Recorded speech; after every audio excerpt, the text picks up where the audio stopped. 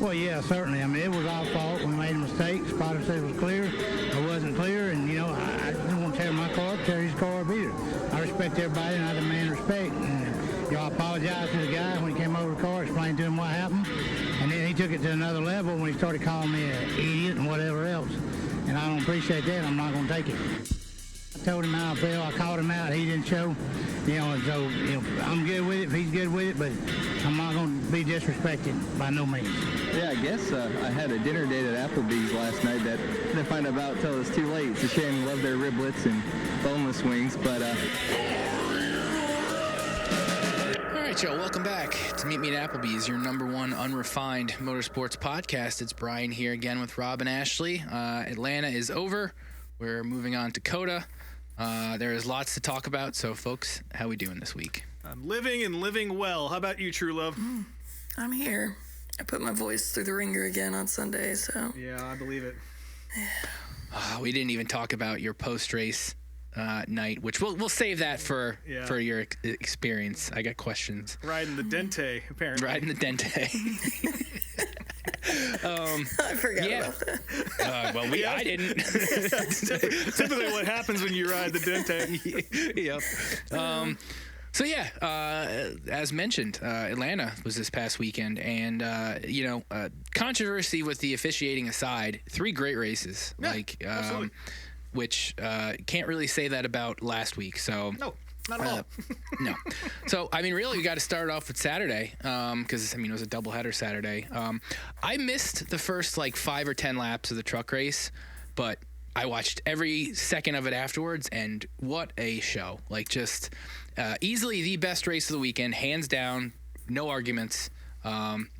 It was the Kyle Busch show. He didn't lead every lap, but he always made it back up front. He was always able to get around whoever he needed to get to. He made the perfect pass on Stuart Friesen right at the line to get the win. Yeah. And it was just an absolute masterpiece. No matter what you think of Kyle Busch, it is inarguable that he is still one of the best drivers out there because he put on an absolute clinic. I thought it was wild the cheers he got when he won.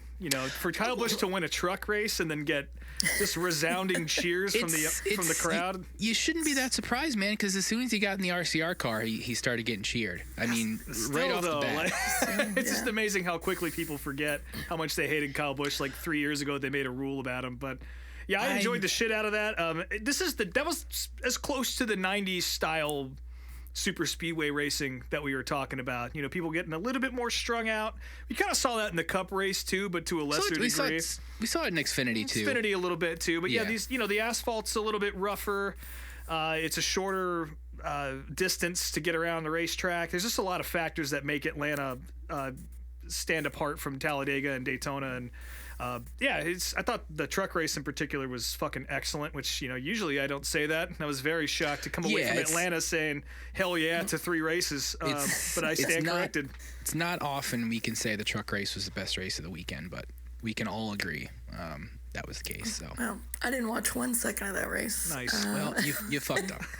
It was, we were out at estate sales. I was like, I don't really care to watch the truck race because in the past, the truck race at New Atlanta has been boring, so I was like, I'm not gonna miss anything. Yeah. And then I'm getting updates from y'all like, holy shit, that race was so fun. I was like, what? Yeah.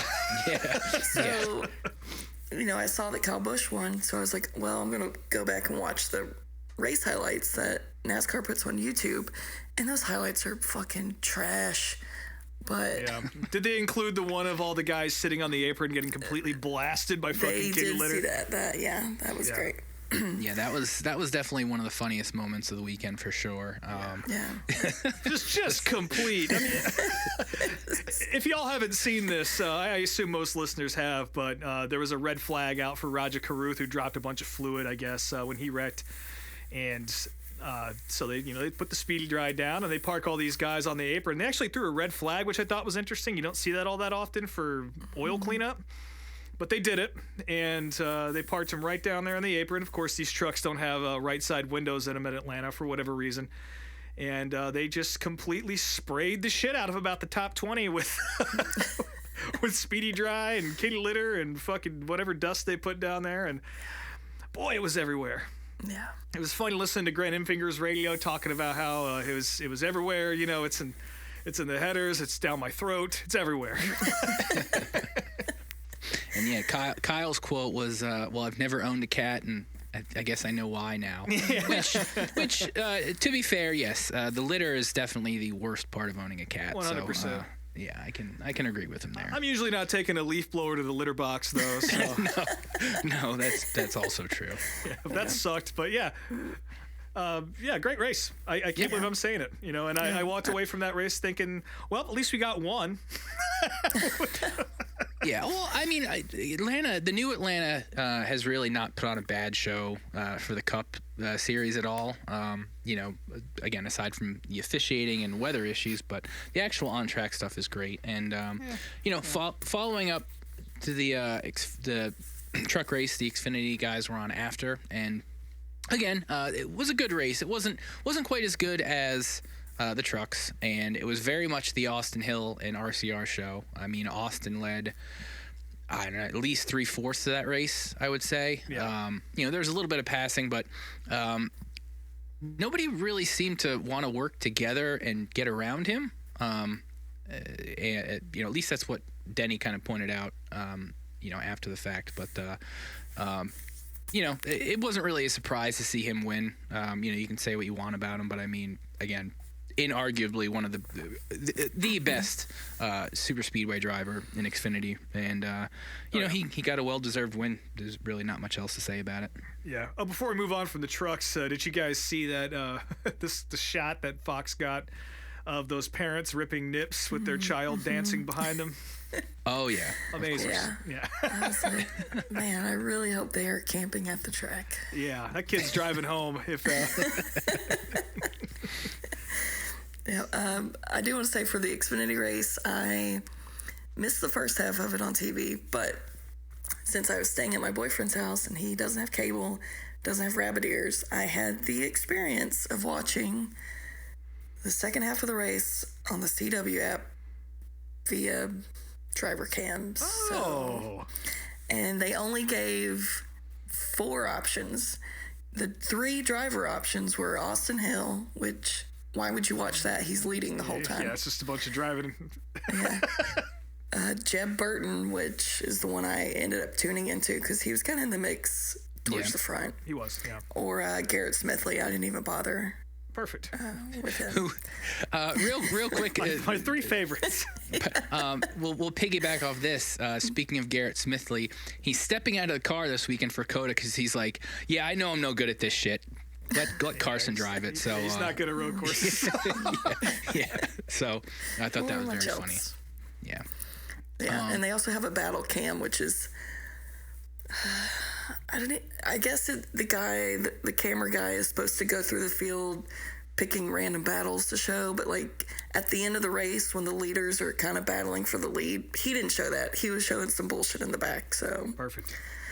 Yeah, and there's no commentary at all. You don't know what lap it is.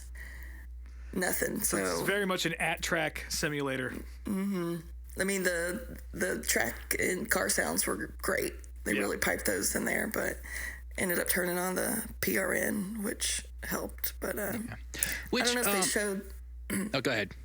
I was just gonna say I don't know if they showed this on the broadcast, but after the race was over, I still had it on the battle cam, and that guy zoomed in on Pop Pop in Victory Lane, kissing ladies and drinking Busch Light. So. Didn't see that, but you know what? Good for Pop Pop. Yeah. Good for him. I just lost my train of thought. Oh, speaking of the CW app deal, so yeah, I mean, obviously your situation is somewhat common as far as, you know, you're in a spot where you can't watch live. But the other point that was brought up with the CW app stuff is there are some local markets that just don't show the race at all because they have like local sports programming or shit on. So like NASCAR's got to figure that out because, you know, they're missing out. You know, It's the best series. you can see the same ads on the app as you can on TV. Like, it doesn't make any sense why they don't show that. So they need to sort that out for those who can't watch. I mean, I feel like it's one of those things where you lose a few, but you gain a lot more. Apparently, the ratings for the Xfinity series are as high as they've ever been just because it's on regular TV.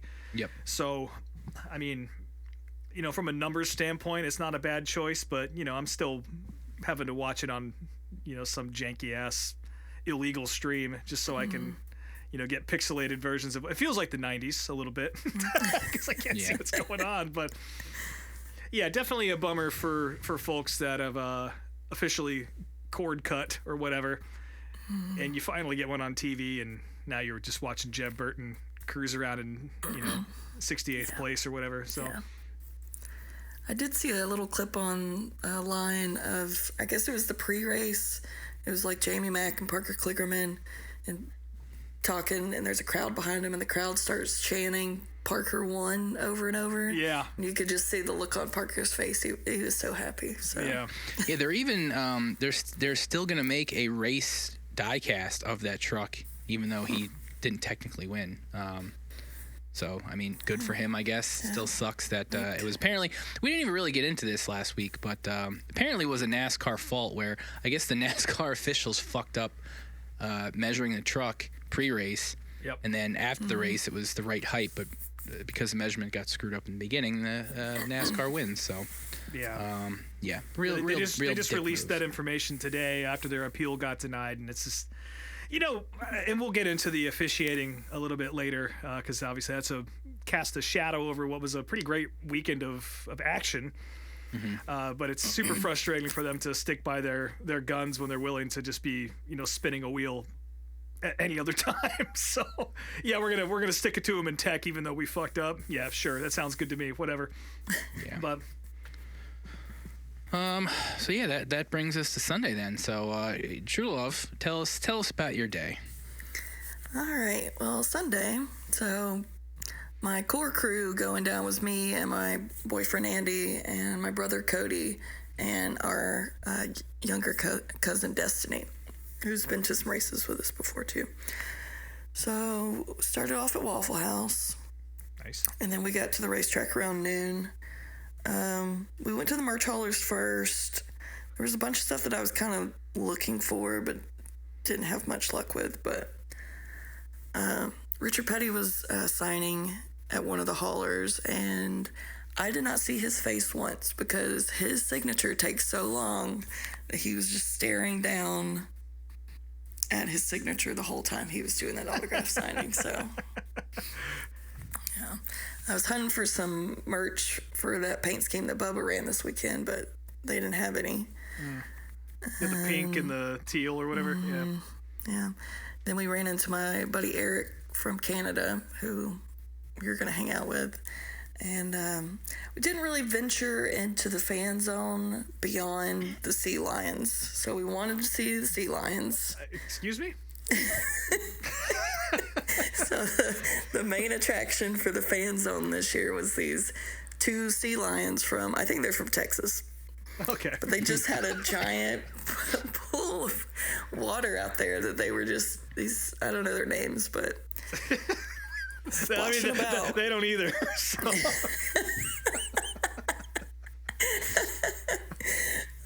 I got up close at first, and then I had this moment of panic, I don't want to end up like those kids sitting at the front row at SeaWorld that get drenched and it's cold outside. Yep. So I stood in the back and watched them clap and wave for 2 minutes, and then I was over it.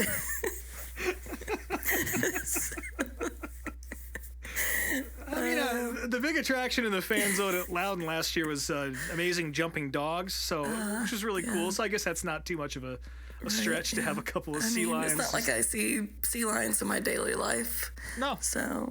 Certainly not at the racetrack. So. No. So. After that, we had a bunch of time to kill, so we went to do some tailgating. So, Canada Eric was hanging out with his buddies Clinton and Clinton's wife Ray, and I met them last year at Atlanta too. They're great.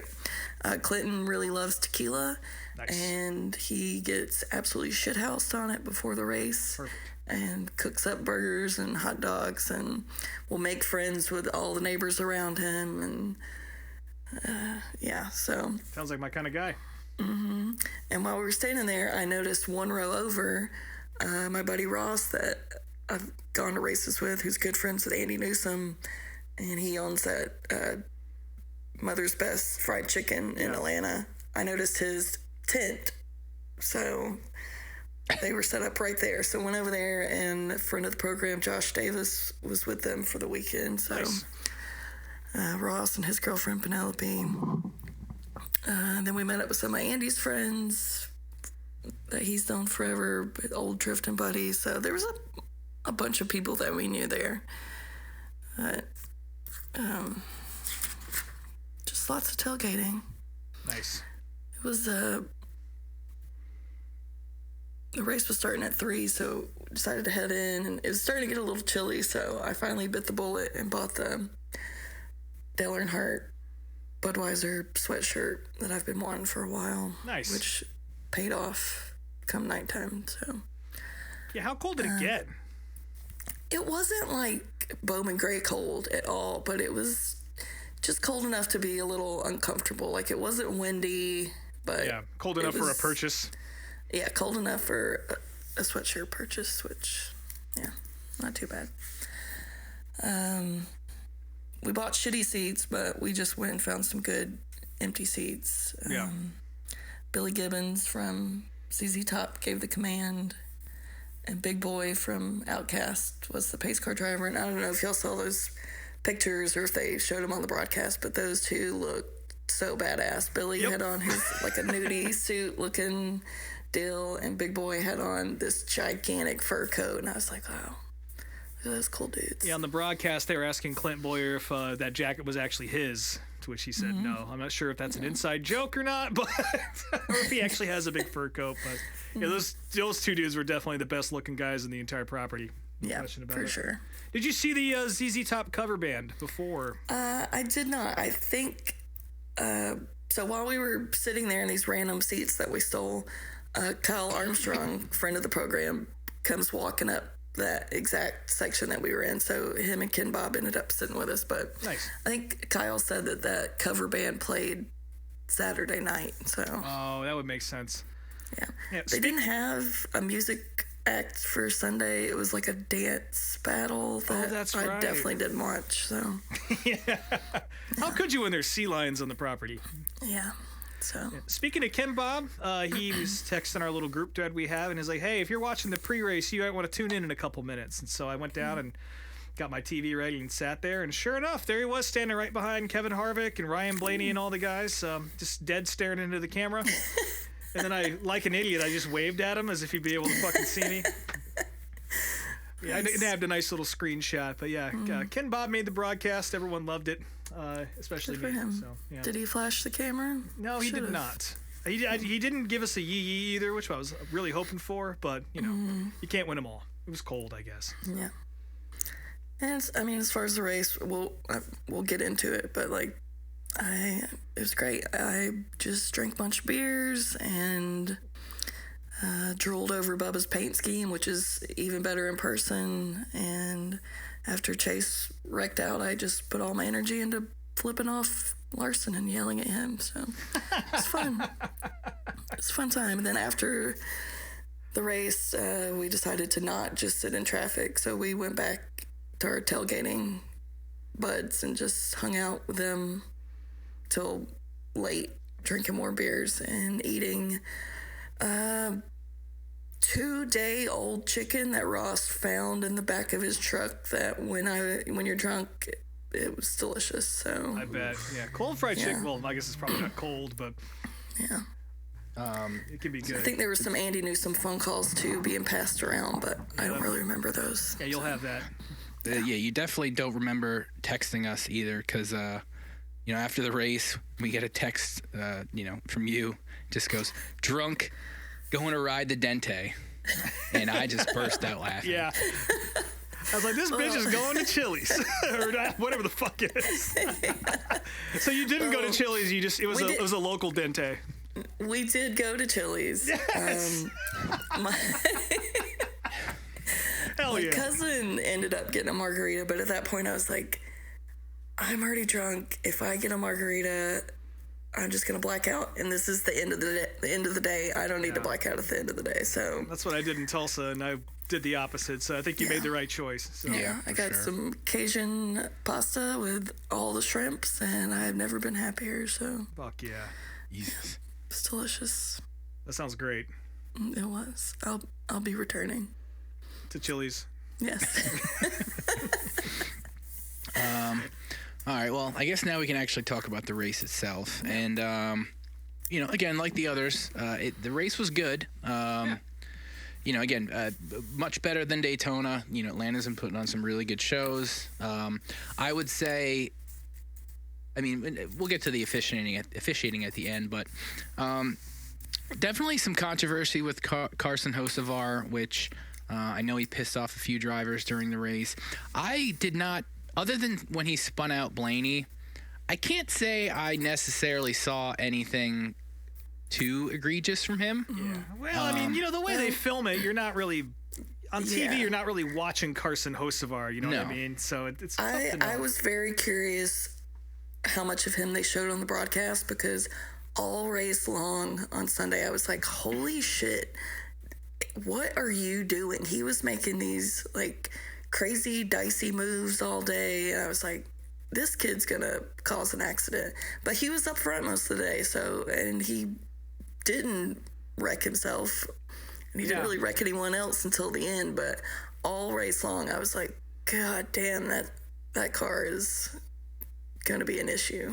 Yeah, it was very Ross Chastain like 3 years ago esque. It really reminded me of that when you did see him. But again, like you'd hear about it on like Twitter or something, or like maybe Mike Joy would mention how mad Kyle Busch was or some shit.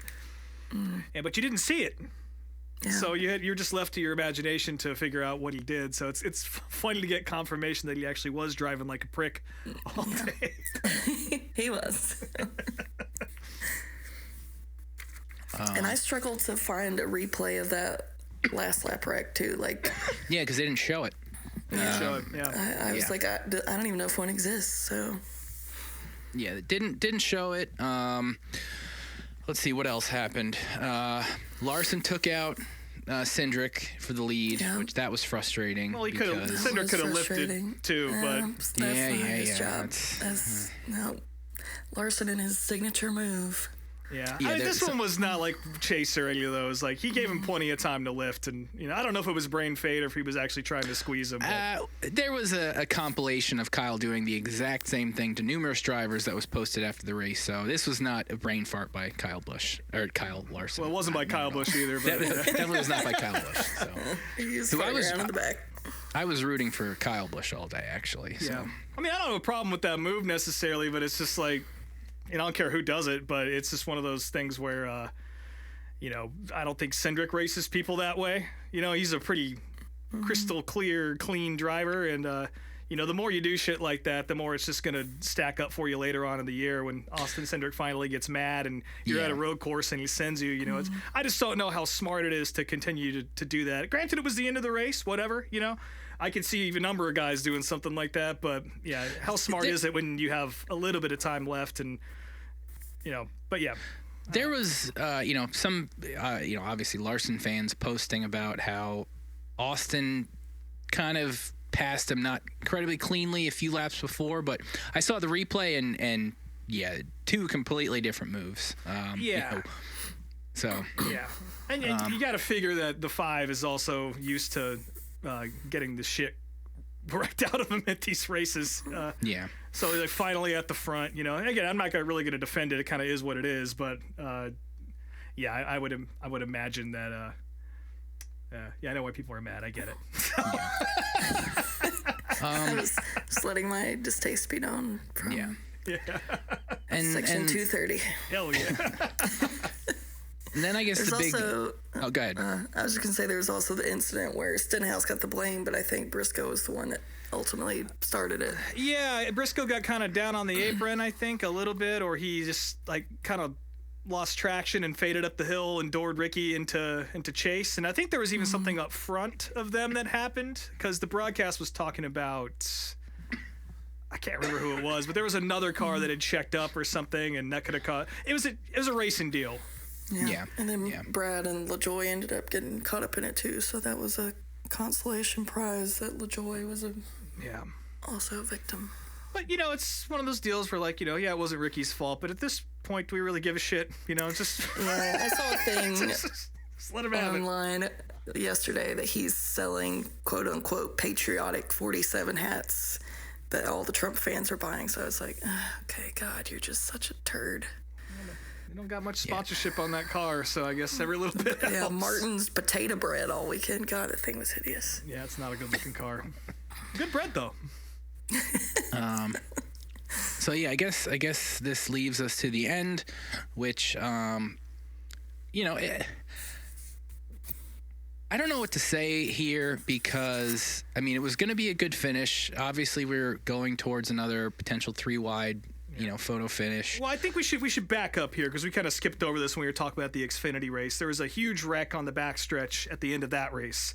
Yep. And they let it run to completion. No yellow. Yep.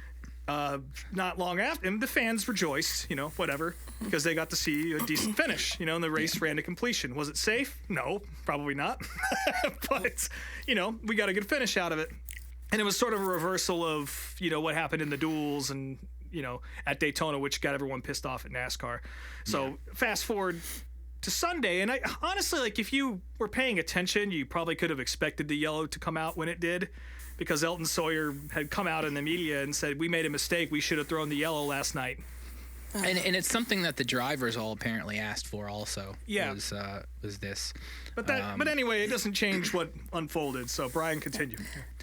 Yeah, there's a last lap wreck, on the back stretch. And yeah, we were going to get another 3-wide photo finish. And, NASCAR called a caution. And it's not even so much the fact that they called the caution. It's the fact that it's been incredibly inconsistent through all 3 series in just these first 2 races, and that's how we started the season. Yeah. That's the biggest frustrating thing for me, because I can understand why you would necessarily let it go to the finish Daytona versus Atlanta. Atlanta being a mile shorter, I can understand why for safety reasons you would do that, but it doesn't make it any less frustrating for those of us watching at home or at the track or wherever, because it really just makes it seem like NASCAR doesn't know what the fuck they're doing. And to be fair, I don't know if they necessarily know what the fuck they're doing because, every single race has had a different outcome because of what the tower calls. And, granted, we're not going to have to face this problem again for another few months, well, that's what you potentially. Think. You would think, but Surprised. Listen, if there's a wreck in turn 7 at Coda, they're not going to fucking throw a caution. It's just not going to happen. So, well, let me ask you this, Truelove, and I love asking you this question every time you go to the racetrack and there's something that happens that draws controversy or anyone who's there. What was the mood at the racetrack when this went down? Because I know at home I was cussing. My phone was turning red hot from all the cussing. What about you in section 208? It was 230. But, 230, section 230.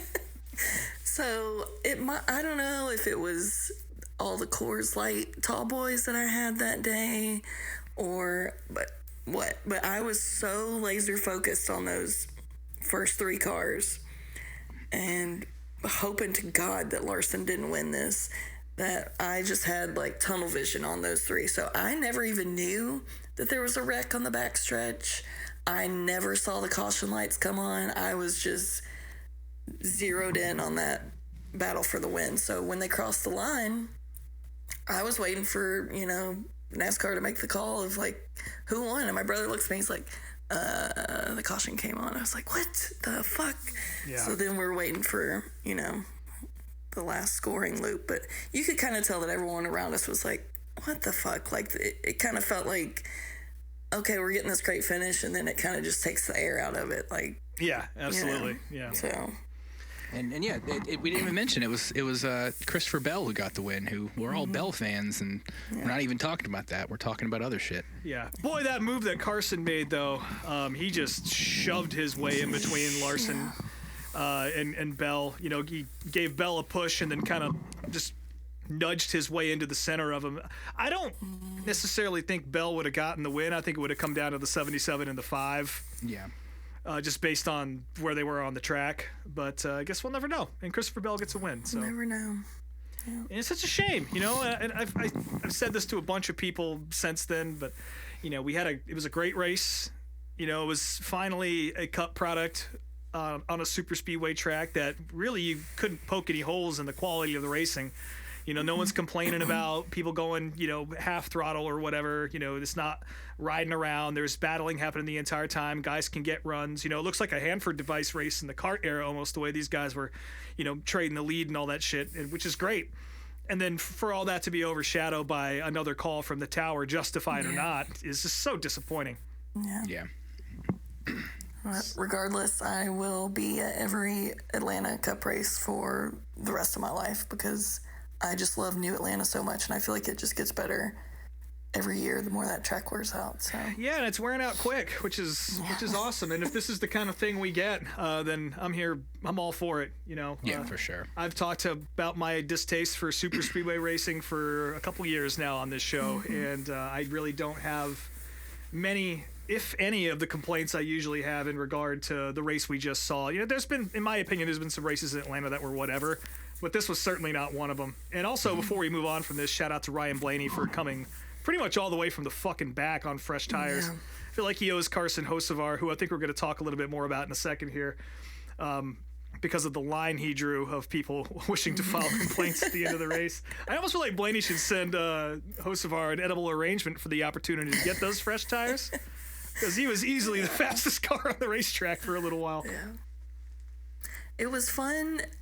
Again, I don't know what they showed on the broadcast, but in person, these drivers could make insane. They could drop down to the bottom, and it was like turning on a NOS, you know, rocket launcher. Yeah. They get down on the bottom, and like their speed difference between this one single car and the pack was crazy. But as soon as they passed, like, you know, a handful of cars, it was like they hit a brick wall and would drop back. So in person, it was super fun to watch. Yeah, they can actually side draft like they could in the Gen 6. You know, there's a lot of things that were great about this. Tire wear, you know, I loved over the course of a run that you could start to see these cars get a little bit crossed up, which is not something you see at Daytona. Yeah. Handling is a big issue, and that's what makes great racing.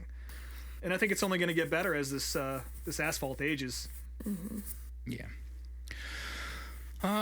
Cool. So I guess that pretty much wraps up the actual Atlanta talk. So what do we got for news and notes? Yeah, well, one more thing from the broadcast. There was a big wreck with a bunch of guys mid-race. Noah Gragson, Zane Smith, and a few others. And they put this graphic up on the screen of who was involved. And I, for whatever reason, maybe it was the beer talking, but I was like, man, that'd be a interesting blunt rotation with these guys. And the collection of drivers was Noah Gragson, Zane Smith, Cole Custer, J.J. Yaley, Cody Ware, Ty Gibbs, and Daniel Suarez. Wow. I'd like you to imagine that. I like to think Ty Gibbs probably would surprise you, you know, as the typical, like, pastor's son would. You know, he's probably got some good shit. He might not smoke it all that well, but it's probably going to knock you on your ass. You know, J.J. Yaley's the old dog who smoked the Mexican weed, you know, the brick weed back in, you know, the ditches back in the day. Suarez, I feel like he probably doesn't partake. Who knows? I feel like Cody Ware is bringing pills, so that's kind of where he goes a little too hard. Yeah. And then Noah's just there, you know.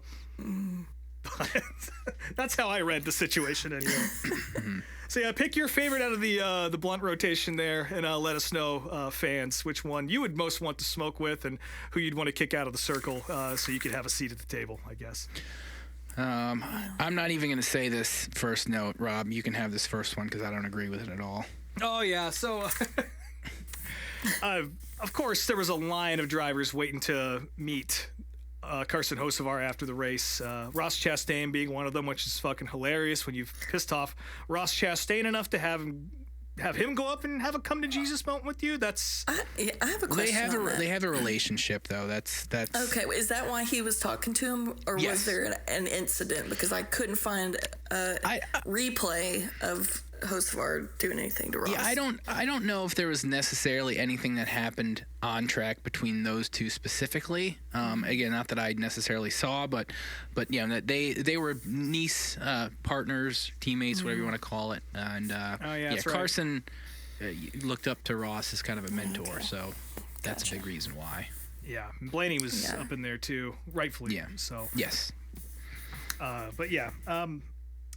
One thing I did want to say that I think was lame is how everyone apologizes to Mr. Hendrick now in the broadcast. Did you catch that, Brian? Truelove, I know you didn't because you were at the race. Yeah, I'd well, say that. there were some kind of guesses as to why, and it's because Carson didn't go with Kyle. I guess that's why. I mean, he didn't rough up Kyle or anything. So, but yeah, silly, weird. Yeah, it's some fucking kiss- stupid. Yeah. I hated that Okay, shit. I think I did see a clip of that. Yeah. I hated that. That's lame.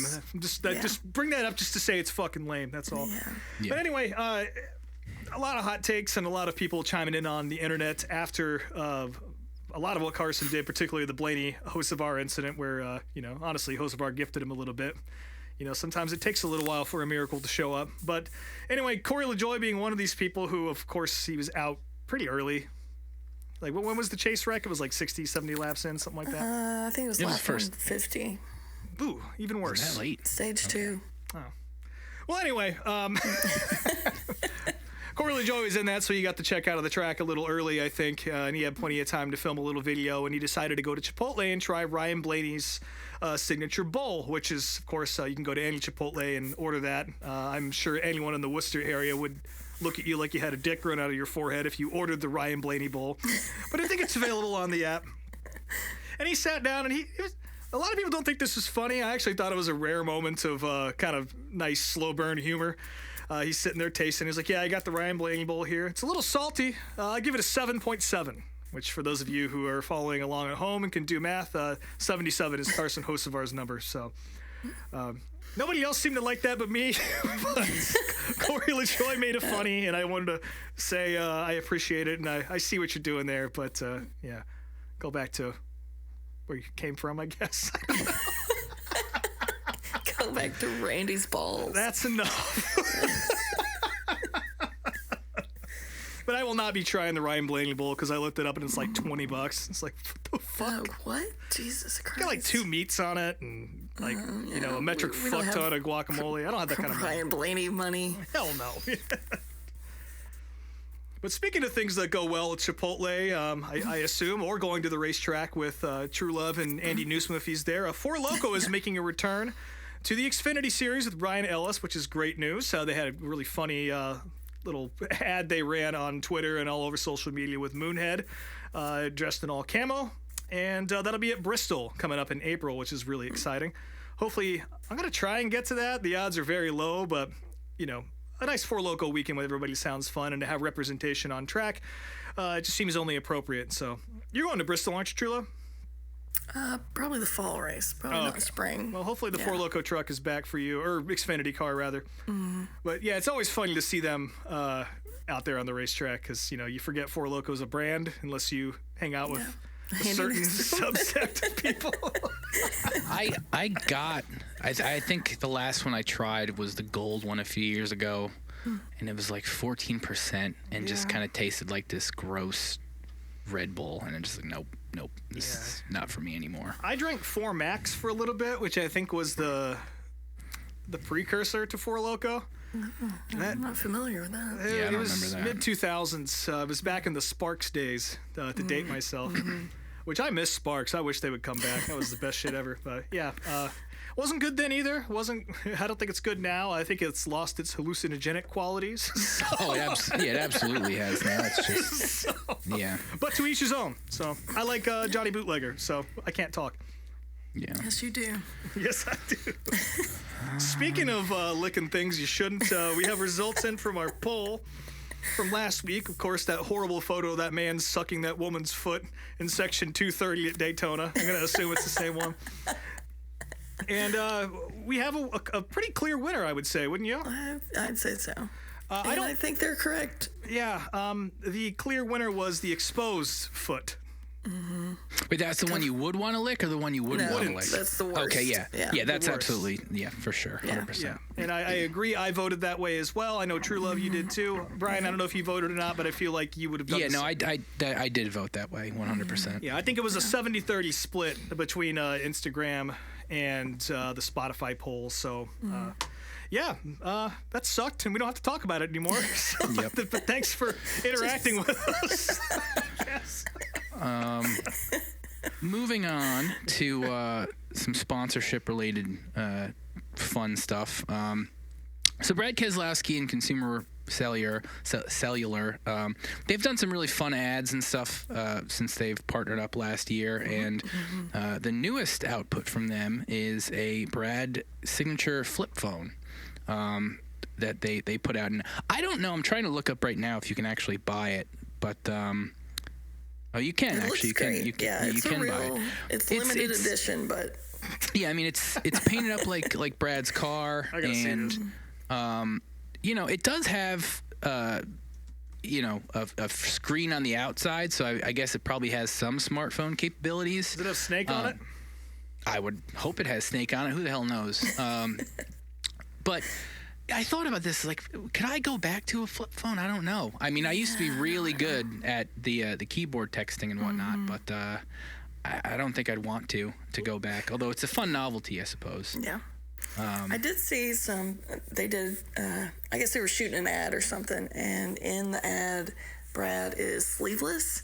And Yes. I was surprised to find out that Brad has some pretty nice arms compared to his frumpy face and gut. in his Yeah, dad, his dad all bod. the tone definitely went to one spot, and it's his yeah, arms. straight yeah. to his arms. So Yeah. that caught me off guard. Boy, that phone is ugly as sin. Holy shit. But it's so ugly that it's great. It's Who makes it? I can't even read the name of the company that makes that. I think it's Motorola, but I can't tell. I'm not 100% sure. They're just repainting phones they made 15 years ago and throwing them out in the market. Yeah, why not? Let's see here. beautiful. It's an Iris, IRIS, whatever the fuck that is. Iris Easy flip phone. Okay, great. Other news. So we talked a little bit last week about Dodge coming back to NASCAR, and yeah, now it's been confirmed that they have applied to return, and you know, you'll almost definitely see them in the Truck Series next year. But I was surprised to hear that they are probably going to be in the Cup in 2027, which it sounds like that's a fast turnaround. But with these new cars, it's not like they got to design a chassis or anything. It's, you know, it's all just bolt together shit. So, and you know, the body and the motor. So I guess I can see them pulling that off. Yeah. And yeah, Honda, that again has popped up, the Honda rumors, and I think NASCAR actually confirmed that it is Honda that they have been talking about. So, Speaking of Brad Keselowski, I had read that he actually has a lot to do with trying to bring them in. Obviously, he's at Roush, and I can't imagine there'd be a world in which they'd switch away from Ford, since, you know, Roush builds the fucking engines, but yeah, for Ford. I mean, but, I figured he was going to be with Dodge. I mean, again, now that he's with Roush, that's not going to happen. But I mean, Dodge made the most sense for him. I mean, that's, you know, he's got family ties, and that's the car he won his title in. So, Yep. But you know, more manufacturers are a good thing. I am, you know, I've owned Honda stuff in the past. My family was a big Honda motorcycle family, so you know, Honda makes great vehicles. So if they want to join, by all means, go for it. So. Yeah, I had a girlfriend about 20 years ago that had a Honda Civic, and that thing was built like a brick shit house. You could do whatever you wanted to it, and it even got stolen. Got all the wires ripped out of it when it got hot wired, and you could just start that thing with a screwdriver and it would go. It was the greatest thing ever. But you had to take the radio out, otherwise it'd drain the battery after that. But who's got money to fix that shit? Big Honda guy. Yeah. I guess the last little bit of news here, we got NASCAR is going to be doing paying out drivers twice a year for the driver ambassador program, with the top performer from each segment to get about $1 million and the lowest getting $7,500. I guess this is just to get drivers out to promote the sport more in other outlets, I mean, hell, I've seen Chase Elliott actually do some shit this year, which that's never happened. So yeah, Once he wants that money.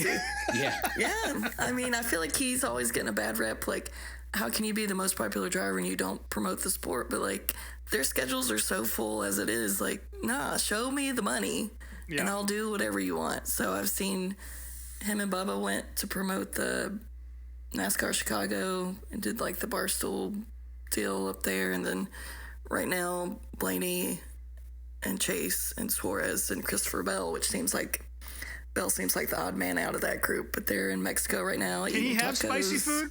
I don't know. Is he allowed? He seemed very apprehensive to eat the taco that was put in front of him. He delicious. scraped off all the onions first, I saw. So, yeah. So Who do you think's going to get the $7,500? that's a good question. I wonder. Yeah, I don't know. I mean, it's got to be J.J. Yaley, right? It would be Truex if he was still in the sport. For Yeah, sure. absolutely. Yeah, he'd pay him $7,500 not to talk to him. Yeah, curious to see how that pans out and what metrics they use to determine who gets the money. But again, that's none of my fucking business who they want to pay out. So I just hope they post the results. Yeah, I would like to know that fun little tidbit. Yeah, because it's funny, like, you know, as fans like us, we look at the field and you look at a guy like John Hunter Nemechek, who is he's not promoting in the way that, you know, the three of us would probably think was effective, but he has like more social media followers than almost anyone in the Cup garage. Yeah, which always surprises me. Yeah, which who would have guessed that? I wouldn't have guessed that for sure. So I'm curious to see just what exactly gets you the big bucks and what doesn't. But yeah, hopefully they make that public, which they probably won't. But a boy can dream. How much do you get paid for each taco that you eat? Exactly. Yeah, I think Christopher Bell needs to think about that. Mm-hmm. The George Michael of NASCAR. I've been watching a lot of Arrested Development lately, so. That's great. Oh, man. All right. So, yeah, I guess we'll move on to our Dart for the Week here. I think Brian got disconnected or his dog lit his kitchen on fire or some shit. But we can move into the Dart for the Week. Oh, I muted it. Hold on. Oh, I'm still here. Good. Again, I'm wired in now, so no dropouts for me here. Hell yeah. He's calling in from his Brad Keselowski consumer cellular flip phone tonight, and it sounds great. Well, no, who sent this? Was it Rob or Ashley that sent the DARF in? So this is the DARF is from Kyle Armstrong. He sent it to both of us. He had texted it to us, yeah. So yeah, friend of the program, Kyle Armstrong, who was also a resident of Section 230 this weekend with Truelove and the whole gang. And a top tier DARF runner, like always providing great DARFs. Yeah, Kyle is pretty well connected, and he sees a lot. You know, he's in a bunch of comment sections or has access to ones that I just don't have the stomach to wade into. And I always appreciate Kyle when he provides this. This is a really classic DARF for the week. It's not a media member. It's not some soapboxy kind of thing. It's just real dumb. And it comes to us actually from NASCAR XM on Dave Moody's show, of course, former DARF of the Week himself. Kyle says, I got your DARF of the Week. This guy just called in on Dave Moody and said that the reason Junior Motorsports chose to run the number 40 was a tribute to Sterling Marlin to show that Dale Jr. wasn't mad because he wrecked his dad and got him killed back in 01. Which I'm going to go out on a limb and say this. I don't think that's what it was. I really don't think that's what it was. I think 40 was available. Yeah, I'm pretty sure that's just what Dale said, was just like that was the highest open number available, I think. Yeah, that and it's part of the whiskey brand. Yeah, that too. That's it was true. a whiskey thing too. So. Yeah, Traveler with Chris Stapleton, yeah. But... Just so my... how people get to these... thought processes just never ceases to amaze me. Yeah, a whole lot of Coors Light after watching an Atlanta race, I guess. But my punishment this week for whoever this guy is, we didn't catch a name or anything like that. But my punishment for you is to shut your consumer cellular service off for a month, so you can't call in the Dave Moody and bother him. I would have loved to have heard Moody's response to that, which I imagine was scathing. You know, sometimes I don't like Dave Moody all the time, but sometimes he's 100% right. And I like to hear him go scorched earth on people once in a while. Kyle had said, imagine sitting on hold just to get on the air and say something that stupid. And that he did. Oh, man. All right, well, I don't think we have to dive too deep this week, but I think it's time to dive into the septic tank. Yeah, we'll dip our toes in the water. You know, we'll just kind of dangle them off the edge of the bowl here. And I always refer to this as a septic tank, but I'm always imagining a porta-john anytime we talk about this. So, yeah. But anyway, you know, this is not a professional show. You guys use your imaginations. it's fiction. So this week, not a whole lot going on. Again, like I said last week, we are kind of in a very slow season for short track racing. Things start to pick up towards the end of March. That's not to say there isn't some stuff going on. I would say the only real notable short track event that I was aware of was the Icebreaker at Lincoln in Pennsylvania. Great little racetrack. One of the homes of the Pennsylvania Posse. They had a nice race for the Posse to come out and put on a show. The Icebreaker's been happening for a long time, and this year it was Chase Dietz who picked up the win. I was happy to see Anthony Macri not win, which was cool. I watched a little bit of that out of the corner of my eye while the Cup race was going and while I was making dinner. So it was nice to have a little bit of 410 action in the middle of the winter. And that was pretty much it. So that's essentially the short track septic tank this week. This weekend there is some good asphalt stuff happening, both the Smart Tour and I hate saying that because the T in Smart actually means tour. So it's like smart. Just smart. Yeah. Just real smart. Yeah, Smart and Cars are both back in action. Of course, Smart is at Florence this weekend. That'll be cool to see. Big program down there. It sucks because my brother-in-law's 40th birthday is this weekend, and he lives pretty close to Florence. Mm-hmm. And my original plan was to get down there and take him out to the racetrack, but the whole family's there, and there's just no way we could have sat through a 12-hour show at Florence, which is certainly what it would have been, because there's 15 divisions running or some shit. Yeah. But that'll be a good show regardless. I think the modified race runs around 4 o'clock or something. Also, Cars Tour is going to New River at All American Speedway. There's a name for you. Mm-hmm. But great little racetrack. Cars Tour, of course. I think both divisions are going to be there this weekend, which I'm not sure they've done before at this particular track. And yeah, so lots of new faces and new places there. Of course, Carson Lofton is going to be making his debut in the Cars Tour, or at least his first crack at a full season. So I'll be watching both of those. Nice. I'm very much looking forward to it. And now that's the septic tank. So we're going to go ahead and flush this fucker on down. It's going to get longer as the sun stays out longer, I can tell you that. And I look forward to swimming around in here with you guys for the extended session in just a couple weeks here. So we'll go ahead and give it a little... Don't really got to flush. You just got to press the button and it'll go once, like a whoosh. That's it. Yep. Perfect. That's good. Now it's Brian's turn, and he quit. Yeah. He's still got us on mute. He usually goes to his own septic tank during this. He does. Show, Yeah, this is the bathroom break portion of the show. Guess For he him. didn't think it was going to be this short. No, it was really short this week. There we go. I'm back now. Yeah. I was gonna say while you were gone, if you were gonna be a long time in your own septic tank, I asked Grok AI what our podcast was, and it gave a very frighteningly detailed and well thought out answer. Please don't read all these because it's going to take you out. No, I'm not going to read any of it, but it was just very shocking. Yeah. I think it's made me pulling uncomfortable. Yeah, I think it's pulling a lot from the actual transcripts from the show. So if we have any deaf listeners out there who read this on Spotify, first of all, I'm sorry because I speak like an idiot in particular, and so it never comes out all that well. No. But yes, very, very specific details about different things we've talked about on the show and personality traits, and yeah, I didn't care for it.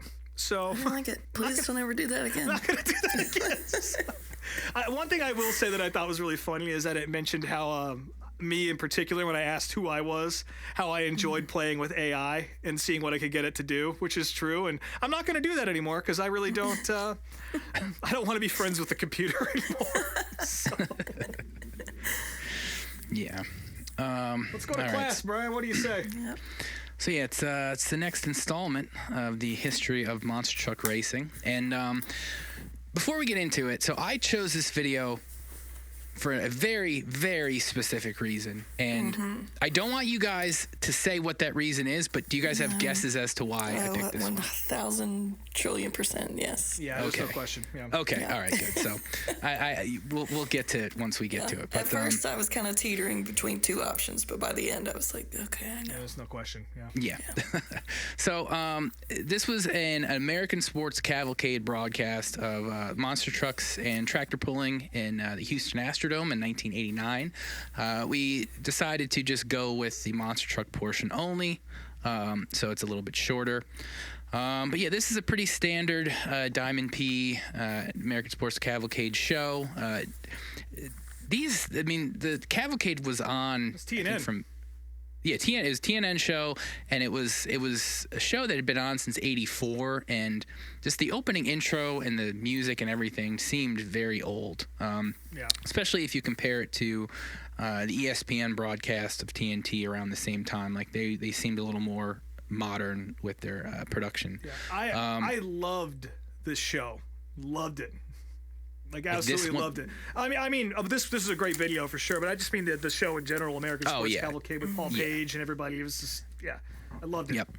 Also, cavalcade is a word that needs to make a comeback, I think. Well, once we get sued by Applebee's, we can work that in.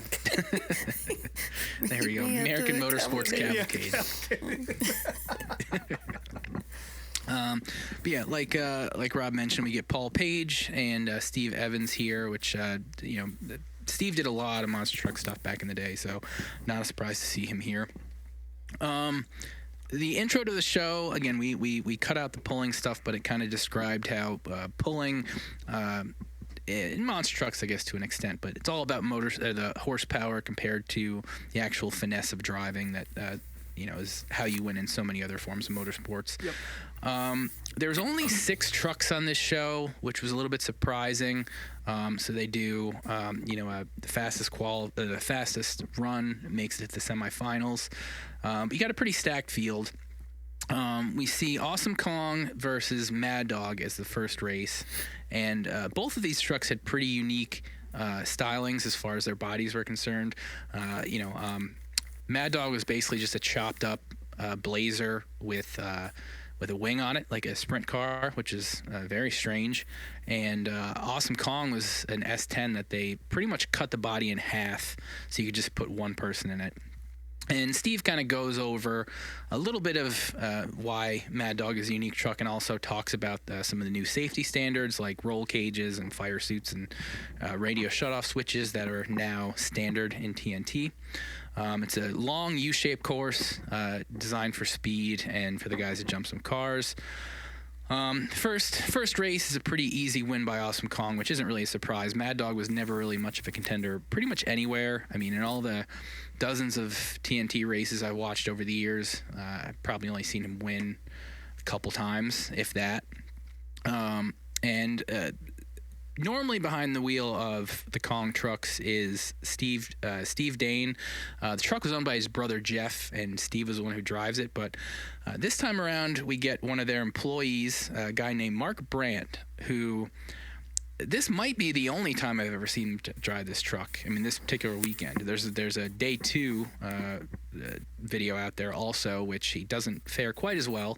But I can't remember him ever driving this again on TV. But he gets interviewed after. Too bad. Go ahead. Yeah, too bad. It's like a redneck Jeff Gordon thing going on. Yeah. But he had a pretty quick little interview talking about how they blew the O-ring out of the tire, but they'll be able to fix that and go on to the next round. Next up is a short little interview with a guy named Ed Bruce, who he hosted a show on TNN called Truckin' USA, which I think it just started around this time.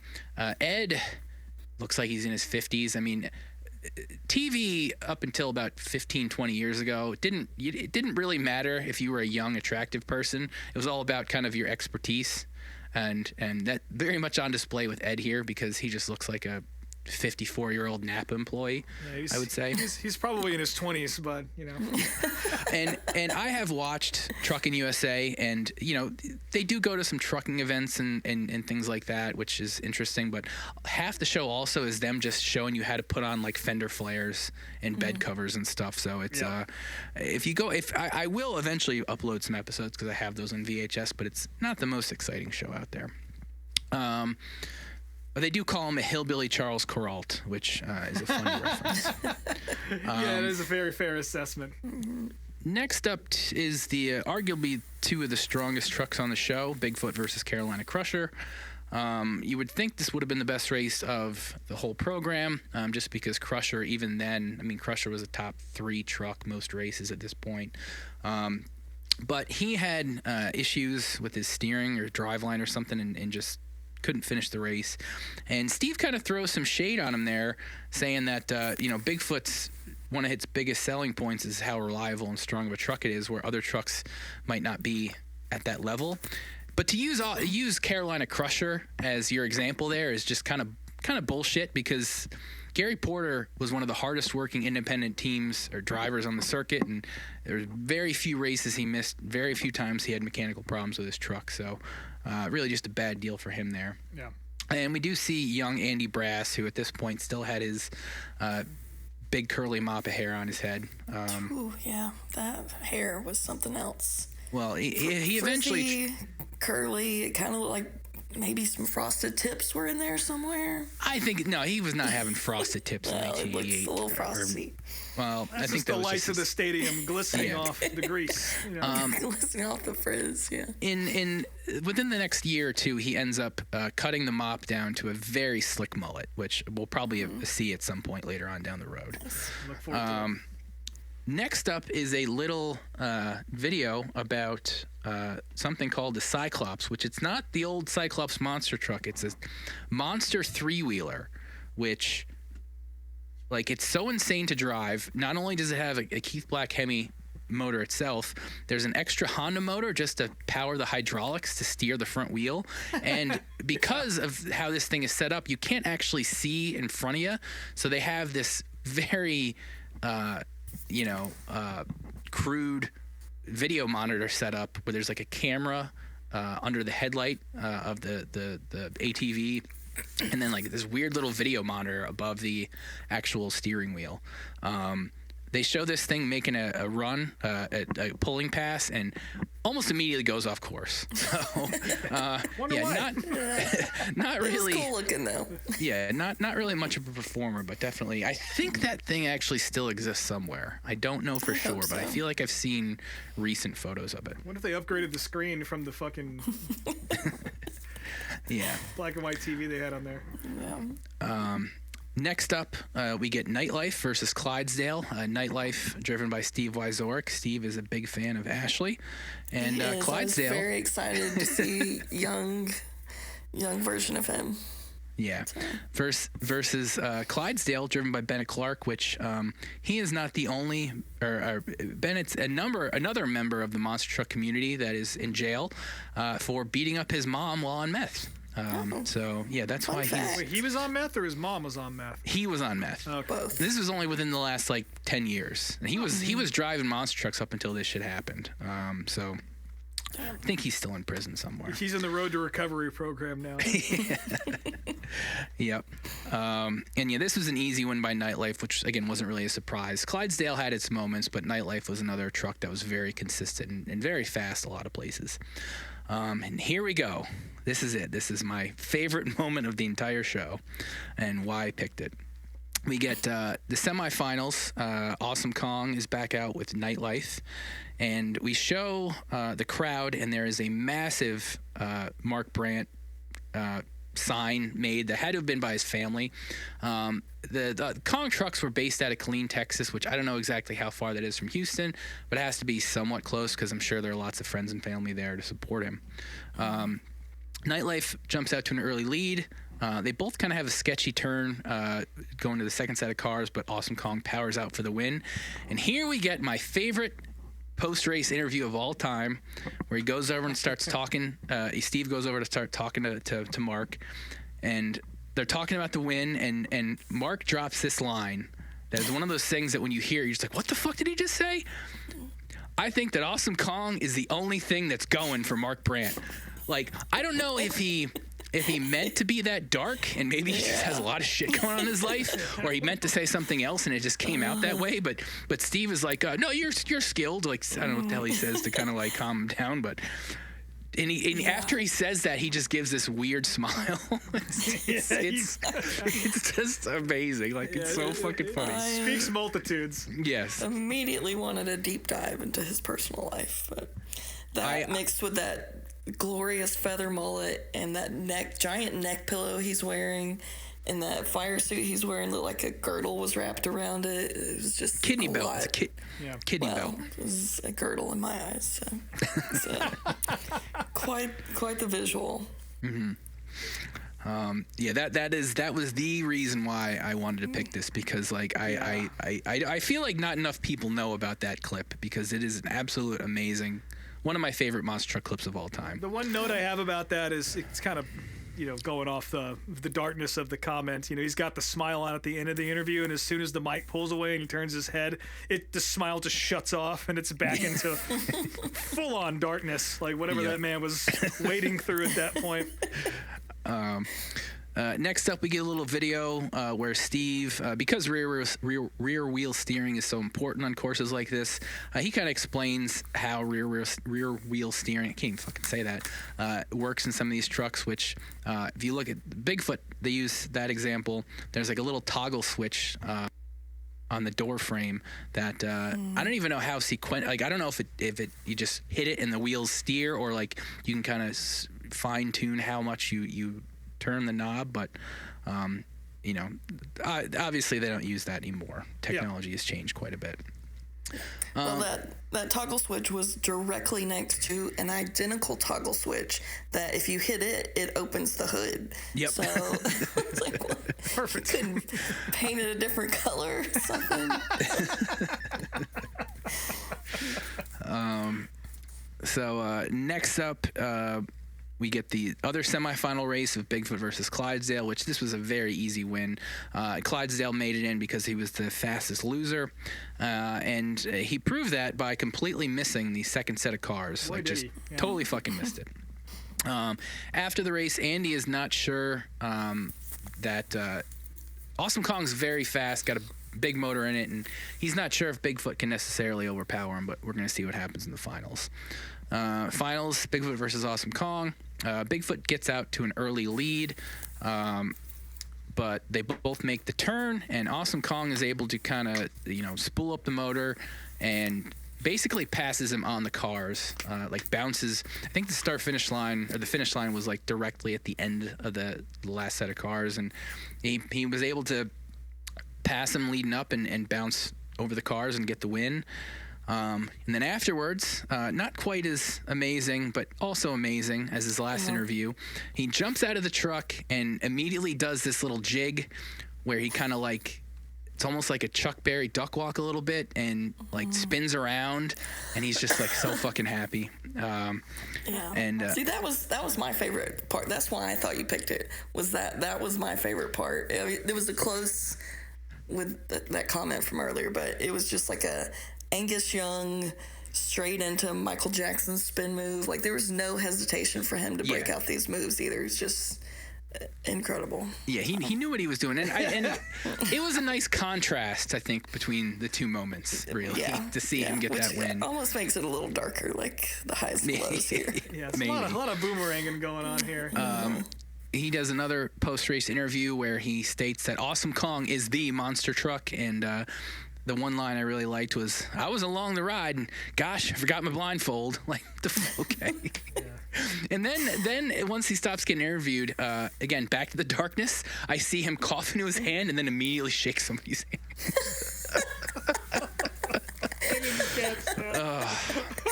I missed that. But yeah, that pretty much wraps it up. Definitely a short trip down the racing history memory lane, but I enjoyed it, and I figured you guys would as well. So This is a good what are your one. guys' thoughts? Good. Yeah, lots of great interviews. I love that the final race was like the battle of the best hair. It was the curly-headed guy versus the feathered mullet. Yeah. The segue music was great all through the show too. A bunch of like bluegrass little ditties, and there's some great crowd reaction shots. So Yeah. solid video there, Brian. Yeah, this is very good. Like I said, I love. I mean, yeah, I got this on the screen right now. He just coughed in his hand and shook. Yep, there it is. Yep. I missed that the first time around, but yeah, like I said, I love this show. Kind of brought me back. Maybe want to watch some fucking swamp buggies now, because that was always heavily featured on American Sports Cavalcade. I did actually, I think on my playlist of racing with commercials, I did find a swamp buggy race with everything in it. So maybe somewhere down the line we'll have to watch that. That's some wild shit, but there's a lot of, Saturday afternoons and evenings spent watching this on TNN at my grandparents' place. And anytime that Diamond P logo pops up, it makes my heart flutter. So yeah, excellent find here. Definitely after going to Monster Jam last weekend, I feel even Like my cup is even less empty from that experience because this looks pretty badass. So Yeah. So video of the week next week, NASCAR. Next week they'll be in Phoenix. Coda. And I'm not. Coda. Well, no, this coming weekend they're going to be next. in Coda. Oh, Next week I they're in got you. Phoenix. And I still don't want to watch any NASCAR stuff. And I haven't picked the exact video that we're going to put on the playlist, but I found a bunch of sprint car races from Atlanta Speedway out in Phoenix. Hell yeah. Some stuff from the 90s, so I'm going to just figure out which one looks the best and throw that up there. So that's what we watch next week, Sprint Cars, World of Outlaws from Atlanta Speedway. Nice. From sometime from the early 90s. I look forward to that. Legendary I'll make place. But yes, Coda is this weekend. You weren't going down this weekend, were you, Rob? No. Or Texas for the other race? Other Texas. No, if I go to Okay, Texas, okay. it's going to be for Fort Worth. Yeah, I was going to say that makes more sense. And we didn't talk about it, but IndyCar, they start their season this weekend That's also. right. They're at St. So- Pete. I'll be watching that. Very excited. I do, as you all know, I love IndyCar. And yeah, St. Pete's always a fun race. So I'll be tuning in to see how some of these new guys do. See how Alexander Rossi does in his new ride with Ed Carpenter. And yeah, it should be a good show. See how Fox does. See, and that's right, Fox. The one thing I do know is that they're bringing over their animations. I think we talked about this last week, Yes, but they're very beloved animations. yeah, and also they still haven't taken away Kyle Busch's ridiculous six-pack, his Captain America-ass body, which doesn't exist on the NASCAR side. So I'm very curious to see how they draw Joseph Newgarden, because that's going to be fucking funny. Because he is muscle. So yeah, IndyCar this weekend is going to be fun. Then at Coda we got, is it Connor Zilic making his cup debut? Yep. debut? Connor Zilic is going to make his debut. Bringing Red Bull back for a full sponsorship on the car, so that'll be cool to see. I mean, I don't want to put sure bet on it, but if you're betting this weekend, him and Shane would be the two guys to bet on, because I feel like it's going to be a show between those two. We'll see what happens. Anything could happen. Well, I but, want to say, correct me if I'm wrong, but I'm pretty sure Shane Van Gisbergen's the only guy who's actually raced on this configuration of the racetrack, because Supercars think came so, here yeah. back in 2013, 14, something like that, and it was on the short course. So Shane's driven this place before, and he's a monster on road courses anyway. So yeah, I would say if you're going to put money on somebody, he's certainly not a bad choice. yeah. Well, the odds are still pretty good for Shane right now. I think he's plus 500 to win. So, yeah, definitely get your bets in now, because I'm sure after qualifying it's going to drop down to like 175. So yeah, I guess that'll be it. So as always, you can follow us at Meet Me at Applebee's on Instagram, Meet Me at the Bees on Twitter. I'm Speedway Screams on all the things. SpeedwayTSJ.etsy.com is the shop, and MMA Applebee's for 15% off at checkout. Nice. Still Snake Mountain _Truelove. I'll try to share some Atlanta stuff. I don't know. Nothing exciting. Yeah, I want to see some seal videos or sea lion videos. I think I took one or two very bad videos, but I'll be sure to get those to y'all. Awesome. So stoked for that. Rob Motes _unofficial on Instagram. My band's called These Wild Plains. My bandmate Ben, one of my best friends, is actually out on the road with a band called Psalm right now. Really awesome, heavy shit. In fact, they're going to be rolling through Cleveland one of these nights here, next couple nights. And they're going to be all over the place, all the way from that part of the country all the way down to Florida and back over the next couple weeks. The band SOM is how you spell it. If you like heavy, dark, sad music, then these guys are for you. So I recommend going and checking them out, because they're some of my best friends. And go buy Ben a beer for me. There you go. Yeah, Ben's good people. He's as good as they come, for sure. Yeah. And the rest of the guys are awesome, too. It's funny, like the text thread I have with those guys, because they're old bandmates of mine, it takes up by far the most space on my phone. We're talking like 20 gigs worth of text and Jesus video. Christ. I got to clean that out. Start But sending them a bill. I will. But yeah, that's all I got this week. So I look forward to taking an accidental nap on Sunday. And waking up to chaos at the end of the race, which is what I think will happen. NASCAR throws a caution the last lap. We'll see how they handle that. Yeah. Cool. Well, looks like the check is here. So thanks again for joining us at Applebee's, and we'll talk to y'all next week.